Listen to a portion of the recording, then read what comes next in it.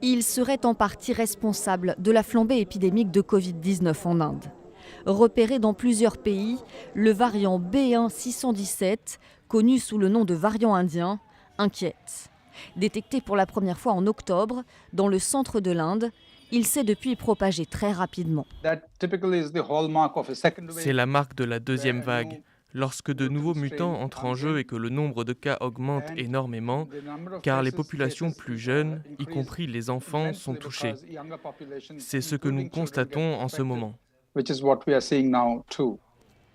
La souche qui se répand en ce moment est qualifiée de double mutante, une appellation anxiogène qui signifie tout simplement qu'elle possède deux mutations observées dans d'autres variants.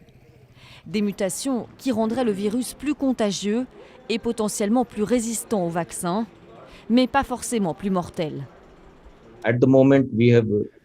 Pour l'instant, nous avons quelques raisons de penser qu'il n'y a peut-être pas lieu de s'inquiéter outre mesure. Tout simplement parce qu'en proportion du nombre de cas, nous ne voyons pas plus de mortalité ou de symptômes plus graves chez les gens. Le nombre de patients asymptomatiques reste le même qu'avant.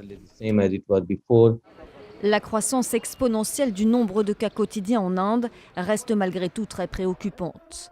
Mais selon les scientifiques, la flambée épidémique s'explique avant tout par le relâchement des gestes barrières et par les gigantesques rassemblements de ces dernières semaines.